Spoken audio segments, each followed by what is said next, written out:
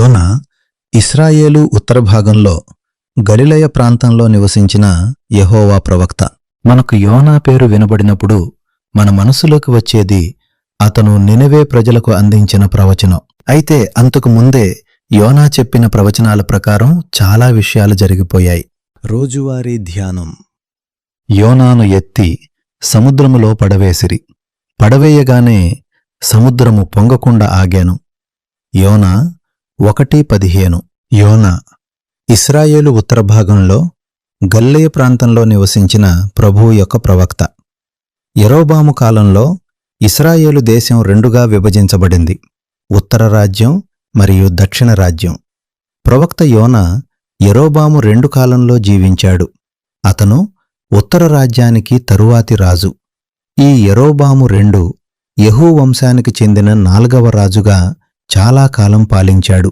యూదారాజును యోవాషు కుమారుడునైన అమజ్యా ఏలుబడిలో 15వ సంవత్సరమందు ఇశ్రాయేలు రాజైన యెహోయాషు కుమారుడగు యరొబాము షోమ్రోనులో ఏలనారంభించి 41 సంవత్సరములు ఏలెను.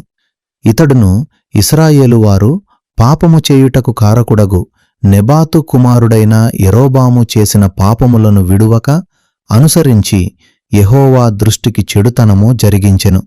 రాజులు 2వ గ్రంథము 14:23-24.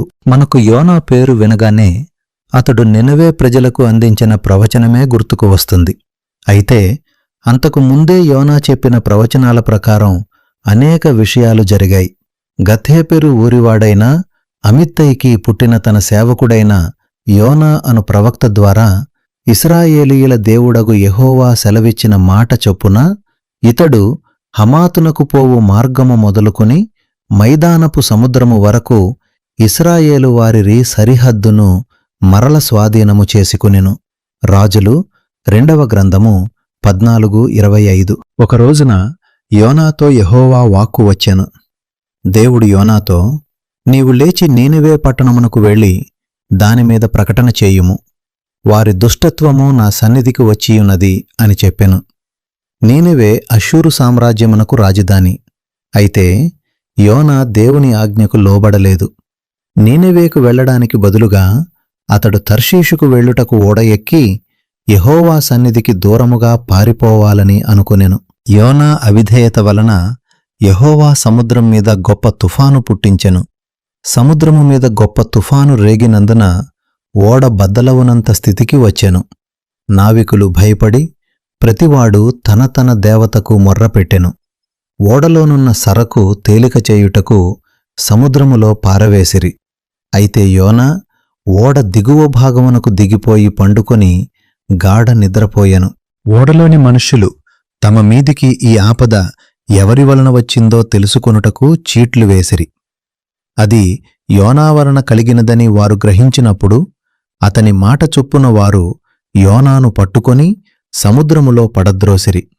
అందువలన సముద్రము యొక్క ఉగ్రత తగ్గి శాంతించెను.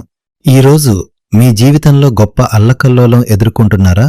ఇది ఎందుకు జరిగింది అనే ప్రశ్న మిమ్మల్ని వెంటాడుతోందా? మీరు చేయవలసిందల్లా మీ జీవితంలో దేవునికి అవిధేయంగా ఎక్కడ ఉన్నారో పరిశీలించి దానిని సరిదిద్దుకుంటే మీ జీవితంలోని అల్లకల్లోలం ఆగిపోతుంది మరియు శాంతి లభిస్తుంది. తర్వాత ఆయన దోణి ఎక్కి వారి యొద్దకు వచ్చినప్పుడు గాలి అనగెను. అందుకు వారు తమలో తాము మిక్కిలి విభ్రాంతి నొందిరి. మార్కు సువార్త 6:51. ప్రభువైన యేసుక్రీస్తు కృపయు తండ్రి యొక్క ప్రేమయు పరిశుద్ధాత్మ సహవాసము మీతో ఉండునుగాక. ఆమెన్.